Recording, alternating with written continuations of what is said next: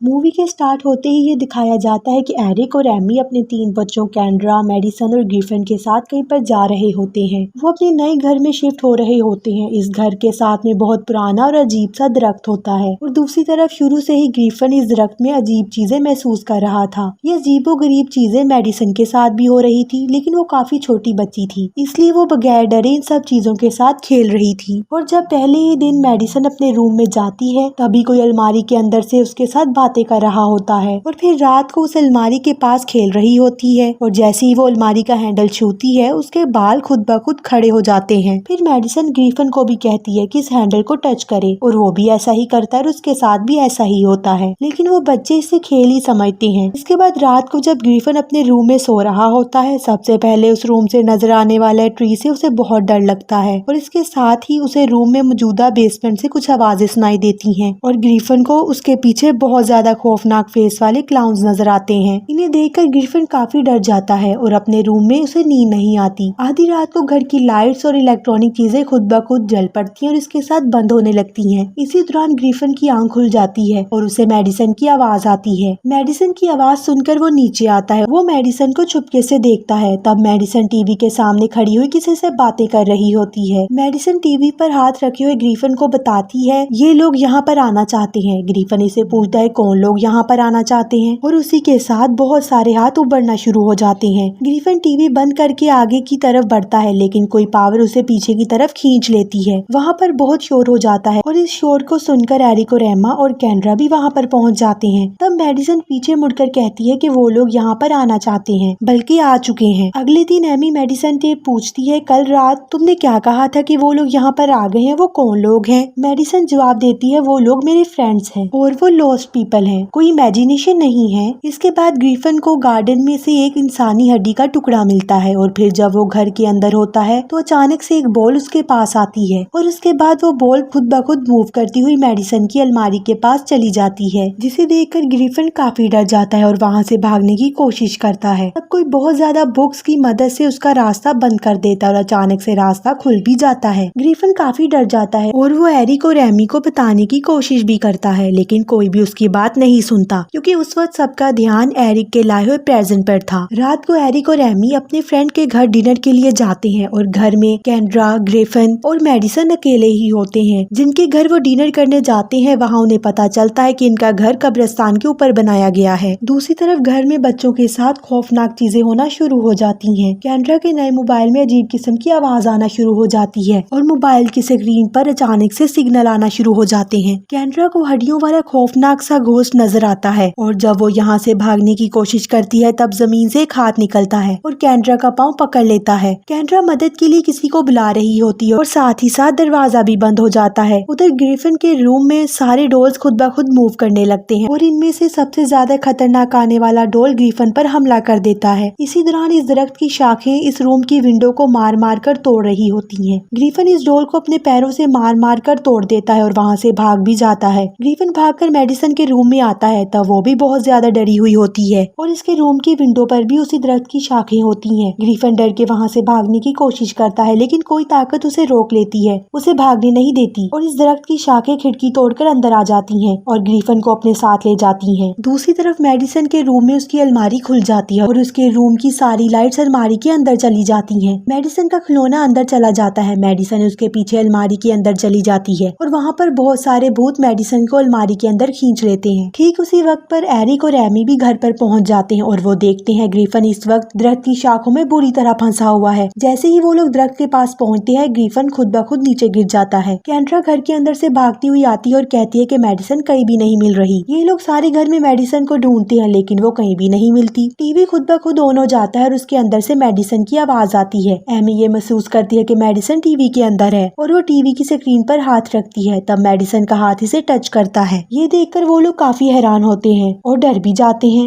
इसके बाद Amy paranormal researcher doctor Brooke से मिलती है और इसे सब कुछ बता देती है। डॉक्टर ब्रूक अपने दो साथी वाइड और सूफी के साथ उन लोगों के घर पर आते हैं और वो लोग अपनी रिसर्च में लग जाते हैं। रिसर्च के दौरान जब वाइड एक कुर्सी पर बैठने की कोशिश करता है तो वो कुर्सी खुद ब खुद उछलकर हवा में चली जाती है। डॉक्टर ब्रूक इनको बताती है कि आपके घर में कोई आम साया नहीं है, बल्कि ये पोल्टरगाइस्ट है। ये पोल्टरगाइस्ट नॉर्मल भूतों से बहुत ज्यादा खौफनाक और पावरफुल होते हैं और चीजों को इधर उधर आसानी से फेंक सकते हैं। ये पोल्टरगाइस्ट बहुत ज्यादा शोर पैदा करते हैं, एकदम से आते हैं और एकदम से चले जाते हैं और ये पोल्टरगाइस्ट तादाद में बहुत ज्यादा हैं। इसके बाद वो घर में बहुत ज्यादा इक्विपमेंट्स जिनमें कैमरा शामिल होते हैं लगा देते हैं ताकि कुछ भी हो तो इसमें रिकॉर्ड हो सके और जितनी जल्दी हो सके वो मेडिसन से राब्ता भी कर सके। वाइट जब मेडिसन के इस रूम में ड्रिल करने जाता है तब उसकी ड्रिल ही को कोई अंदर खींच लेता है और जब वो ड्रिल को बाहर निकालने के लिए आगे बढ़ता है तब कोई उसका हाथ ही अंदर की तरफ खींचता है और तब कोई अंदर की तरफ से ड्रिल करता है और ये ड्रिल वाइट के चेहरे के बिल्कुल पास होती है और फिर वो शैतानी ताकत इसे छोड़ देती है। वाइट देखता है कि इसके बाजू पर किसी के पकड़ने के निशान है, फिर वो खुद ब खुद गायब हो जाते हैं और दीवार में जो सुराग था वो भी गायब हो जाता है। घर में हर जगह इक्विपमेंट्स लगाने के बाद वो लोग मेडिसन से कांटेक्ट करने की कोशिश करते हैं। दूसरी तरफ एमी टीवी के जरिए मेडिसन से कांटेक्ट करने की कोशिश करती है और वो लगातार इसे आवाजें दे रही होती है। एमी को मेडिसन का रिप्लाई भी आता है और वो कहती है कि वे लोगों के पास नहीं आ पा रही। ये सुनकर एमी को पता चल जाता है कि वहाँ पर मेडिसन के साथ कोई और भी है, जिसके साथ ही वहाँ पर अजीबोगरीब आवाजें आना शुरू हो जाती हैं और सारी लाइट्स खुद ब खुद ऑफ हो जाती हैं और वो टीवी भी नीचे गिर जाता है। फिर एक काले रंग का साया नजर आता है जो मेडिसन की आवाज में चिल्लाते हुए उसके रूम की तरफ भागता है। एरिक भी उसके पीछे भागता है और वो मेडिसन की अलमारी में जाकर बैठ जाता है। एरिक इसके पास जाता है तब इसे पता चलता है कि वो मेडिसन के भेस में किसी का भूत है। इसके साथ ही वो शैतान एरिक पर हमला कर देता है। एरिक को काफी गुस्सा आ जाता है। एरिक इस अलमारी की दीवार को टेबल से मार मार कर तोड़ देता है। तभी वो दीवार खुल जाती है और वहाँ से बहुत सारी लाइट आ रही होती है। इस दीवार में एक पोर्टल होता है। एरिक इसे मेज की मदद से मार मार के अंदर ही फेंक देता है। इसी दौरान इनके बेडरूम की सीलिंग पर एक और पोर्टल खुलता है और इसमें से वही टेबल का टुकड़ा नीचे आकर गिरता है। इसे देखकर डॉक्टर ब्रूक बोलती है कि यही मेडिसन के बाहर आने का दरवाजा बनेगा। ये काम डॉक्टर ब्रूक से अकेले नहीं होगा। इस मकसद के लिए वो अपने ex husband famous television personality को यानी कैरिगन को बुलाती है। कैरिगन इन्वेस्टिगेशन के बाद बताता है कि ये घर कब्रिस्तान के ऊपर बनाया गया है, जिसकी वजह से वो सारी डेड बॉडी बहुत ज्यादा पावरफुल बन चुके हैं और सारे के सारे भूत पोल्टरगाइस्ट में बदल गए हैं। मेडिसन के पास पैदा होते ही स्पेशल गिफ्ट है और यही वजह है कि इन पोल्टरगाइस्ट ने उसे अपनी दूसरी दुनिया में खींच लिया है। इसके बाद वाइट मेडिसन की अलमारी की दीवार को एक रस्सी से बांधकर खुले हुए पोर्टल में डाल देता है और जैसे एरिक का इस पोर्टल में फेंका गया टेबल इस दूसरे पोर्टल से बाहर आ गया था, इसी तरह वो रस्सी भी दूसरे पोर्टल की मदद से बाहर आ गई थी। और यहाँ कैरिगन की ये ट्रिक काम कर गई क्योंकि अब ये रस्सी का एक हिस्सा मेडिसन के रूम में बने हुए पोर्टल में था और दूसरा हिस्सा लिविंग रूम में पोर्टल में था। वाइट सबको एक ट्रैकर देता है ताकि सबको ट्रैक किया जा सके। इसके बाद कैरिगन ग्रिफिन के इलेक्ट्रिक ट्रॉय को इस पोर्टल के अंदर भेजता है जिसमें कैमरा भी लगा हुआ था और जब वो ट्रॉय अंदर जाता है तो वहाँ पर बहुत ज्यादा भूत आसानी से नजर आ जाते हैं। फिर वो ड्रोन से इन भूतों में से गुजरते हुआ मेडिसन के पास जाता है और वो ड्रोन के जरिए मेडिसन से कांटेक्ट करते हैं। ये मेडिसन से बातें भी करते हैं। अभी वो मेडिसन को पोर्टल से बाहर आने का रास्ता भी बता रहे थे, तभी वहाँ पर 3 भूत आ जाते हैं और वो मेडिसन को खींचकर अपने साथ ले जाते हैं और फिर वो ड्रोन गिर जाता है। फिर कैरिगन ये डिसाइड करता है कि वो इसी रस्सी की मदद से अंदर जाएगा और मेडिसन को बाहर निकाल के लाएंगे, लेकिन एमी कहती है कि नहीं, मेडिसन को लेने मैं अंदर जाऊंगी और यहीं पर इनके दरमियान बहस शुरू हो जाती है। सोफी देखती है कि ग्रिफिन मेडिसन के रूम में चला गया है और वो सभी ग्रिफिन के पीछे भागते हैं। तब ग्रिफिन इसे कहता है कि सब कुछ इसी की वजह से हुआ है, अगर वो मेडिसन को अकेला ना छोड़ता तो आज वो इनके साथ होती। ये कहते ही वो पोर्टल के अंदर चला जाता है। जैसे ही ग्रिफिन अंदर जाता है ये लोग रस्सी के दोनों कॉर्नर्स को अच्छे से पकड़ लेते हैं और बाहर से ग्रिफिन की मदद करते हैं। ग्रिफिन इन भूतों में से गुजरता हुआ आगे बढ़ता है और वहाँ पर इसे ड्रोन भी नजर आता है। फिर इसे मेडिसन भी नजर आती है और वो मेडिसन को कहता है कि वो मेरे साथ चले, लेकिन मेडिसन इसे रोती हुई कहती है कि मैं तुम्हारे साथ नहीं जा सकती। मेडिसन के चारों तरफ वो भूत भी होते हैं और वही इसे बाहर नहीं जाने दे रहे होते। तब बहुत सारे भूत इस रस्सी को पकड़ लेते हैं और उनकी वजन की वजह से रस्सी का एक हुक टूट जाता है, लेकिन बाहर फिर भी एरिक और कैरिगन इस रस्सी को मजबूती से पकड़ी रखते हैं। इनके मुकाबले में दूसरी तरफ भूत भी मजबूती से रस्सी को अपनी तरफ खींचने लग जाते हैं और आखिरकार इनके हाथ से रस्सी छूट जाती है। तभी अचानक ग्रिफिन की नजर इस रस्सी पर पड़ती है जो बाहर निकलने में मदद करेगी। ग्रिफिन जल्दी से मेडिसन का हाथ पकड़ता है और एग्जिट वाले पोर्टल की रस्सी को पकड़ लेता है और वो